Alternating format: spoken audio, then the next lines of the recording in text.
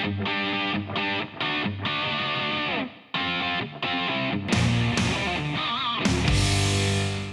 I'm Tim Schoonard from Miniature Aircraft, and welcome to our facility. We designed the XL helicopters here, and we'd like to show you how it's done. This is generally where we'll start our designs, and the ideas will basically start inside my head, and we think of things that we want to do. They're usually sketched down on paper, and eventually they're laid out to make sure we know that everything is going to work, and from there we'll make drawings and end up with prototype parts, and that eventually we can mount and test, and in most cases hopefully they work well, make changes as needed. And this process here will take roughly about 3 to 4 months from the time that we have thought ideas up to producing prototype parts. And the models that what you're seeing in here and actually produce the prototypes that we have out here now started 6 months ago. This is the center plate on the 50 model. And what happens on this is all the main shaft comes into a bearing here. There's a secondary shaft which I can show you, and then everything, boom, and everything's mounted on here, and we got these little frames sticking up, and then everything else is under here. But that structurally, everything under here is just hanging a fuel tank or hanging batteries. It's not doing anything. This and this top plate stuff is the structure of that model. Consequently, I ended up with this little framework smaller than a 30 that we can put a 90 in it now too. This is the part we were showing in the other room that was designed, and then we do it here on the cab machine, and basically we can do any changes, anything we want on here. Once we have this done, we can take it back to the router back in the back on disk, and basically cut this part in 10 minutes. I've got it in my hand and can test it. Okay, now we're back here in the room where we do the cutting of the graphite parts that we showed you earlier, and this is Bob Bice, and he technically can show you anything that you need to know about this machine. All right, this is a multi-cam CNC router. We use this for making all of our parts as far as all of our graphite pieces, all of our G10 pieces. This machine is actually capable of cutting in a 4x8 size sheet. All our panels that we get are actually in 4 foot by 4 foot, some are even smaller. The job that we're doing right now is actually some horizontal fins that we use for our ion kit. If you look at our computer over here, we have a nesting job that's being done, which actually shows each one of the individual fins that's being processed. When we go back to the machine, when it's being run here, we just finished actually drilling some holes on this one. We've already cut 2 groups. We're getting ready to cut a 3rd and a 4th group right now. We just recently changed the bit in this, and if you want, you can actually watch this as it's being cut. We'll go ahead and start the process now of actually routing out each one in the individual fins.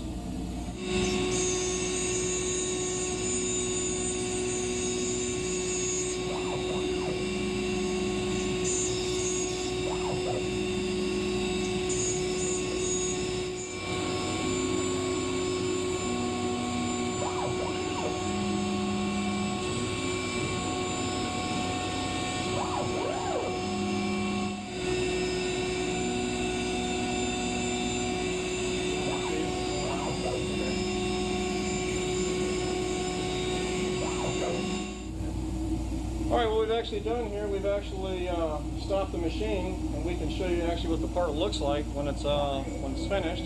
We'll raise the router there up out of the way.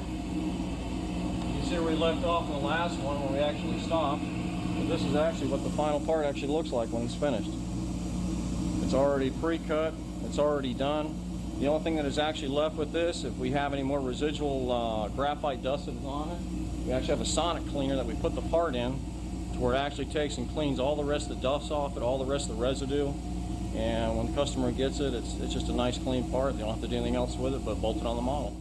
Once these parts come off the machine, then they're washed and cleaned and end up in a bin here, along with the other machine parts that we have that come in from other machine shops.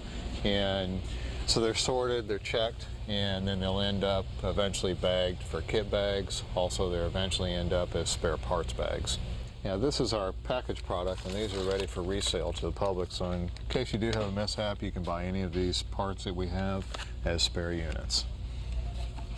Yeah, this is Dottie. She's packaging the finished product and end up in packages like this, which will be the sub-package. They're labeled, and these end up producing the full kit once we have a number of these together. These are the machine parts to build tow rotors, and they're brought in from the machine shops along with other parts, and we do sub-assemblies and end up with tow rotor gearbox that are then ready for kits, along with the many other items that are sub-assembled here also. Any of the critical parts are put together here so the modeler doesn't have to do it.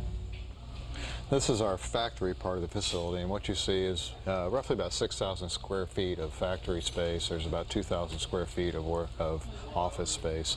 And basically all you see is tables where prototype work is done, parts are laid out for checking and packaging, and how the whole facility works until the product ends up out the door. Okay, this is the finished product, and this one ends up in a kit box that's labeled, and all the components that you saw previous to this end up in here in bags and end up to the customers so that you can build it. And if any technical assistance is needed, anybody can call us at any time. This is we'll call our Fury Spectra, which is our gasoline engine. It runs a 23-speed gasoline engine. This is a Fury Tempest FAI model, one of the more upper line type models. This is a Ion, which is our larger electric model, and it's a 90 size. This is one of our latest ones, our Stratus, which is also 90 size. And the models you see over here, which is a Tempest 3D without the canopy on it, and the two of them down here in the case, those are Fury Extremes. Yeah, this is our MX500 series, both nitro and electric. And this is some of the stuff that we showed you earlier. These are the first prototype flyable models of this. And if you want, we'll take you outside and show you the electric cover a little bit. We're at the Air to Jamboree, and I'd like to have Chet Atkins demonstrate the Razor 50 for you after what you've seen the assembly process, and now you can see how it flies.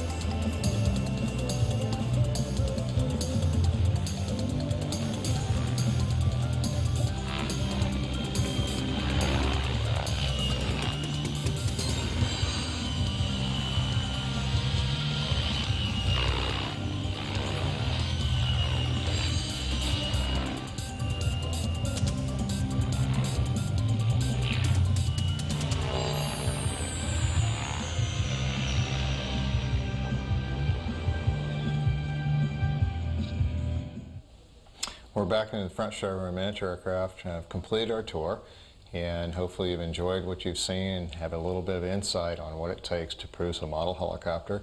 And if anybody has any further questions, they're welcome to call us at any time. Thank you.